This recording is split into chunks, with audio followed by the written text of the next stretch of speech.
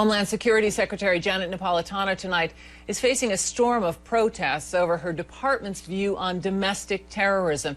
Now, she is refusing to criticize a Homeland Security report that links right-wing extremists with military veterans, supporters of border security, and advocates for gun rights. Napolitano offered an apology of sorts to veterans. Critics say that apology does not go far enough. Bill Tucker reports. Homeland Security Secretary Janet Napolitano tried to clear up the controversy surrounding her department's report regarding the threat potential of domestic right-wing extremist groups.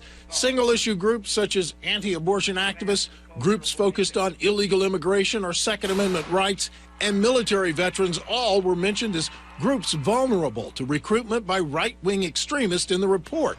Veterans who pledged their lives to defend the United States were especially stunned.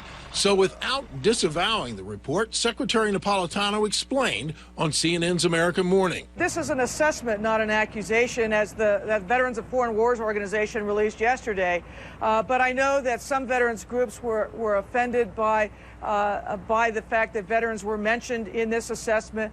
So I apologize for that offense. It was certainly not intended. I'll be meeting with the leaders of some of those groups next week. A spokesman for one veterans group said he understands the department's intent. We believe it was a poorly written report. It should have included not only military veterans who are possibly targets for extreme right group recruitment, but it could have included SWAT teams, police teams, FBI, the own ICE agents coming out of Department of Homeland Security themselves. DHS issued a statement on why domestic threat assessment is necessary, but added, quote, "We do not, nor will we ever, monitor ideology or political beliefs." But that statement failed to reassure groups opposed to the liberalization of immigration policy and focused on gun control. When House Speaker Pelosi said immigration enforcement was un-American, and then you see a document like this published by the Department of Homeland Security, you see what is fusing into a modern-day version of the Un-American Activities Committee. If Richard Nixon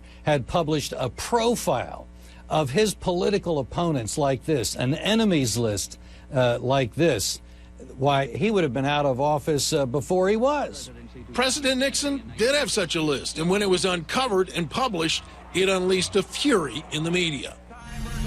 Now, the report says current political and economic conditions pose the threat of domestic terrorism like that seen in the 1990s in Oklahoma City. But critics say the report is nothing more than an attempt by DHS to crush free speech through condemnation and intimidation.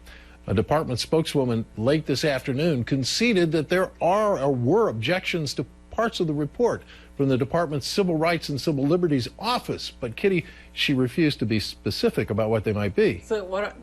There's we no. We don't know. We know that there were problems and that Civil Rights, Civil Liberties had objections, but the report, which was not intended to be issued publicly, it was meant to go to law enforcement, came out anyway. All right. Thanks very much, Bill. Bill Tucker.